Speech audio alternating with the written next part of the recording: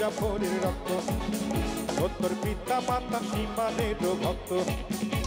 এই রাজাকারের মতো যে তুই করলি বেইমানি, বাংলাদেশে জন্ম যে তোর স্বভাব পাকিস্তানি, দেশের প্রতি প্রেমের প্রতি ছিল না যে টান।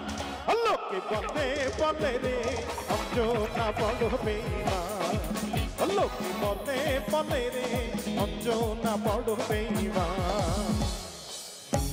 সবার দুটি হাত একসাথে তালে তালে আরো আওয়াজ হবে। Very good.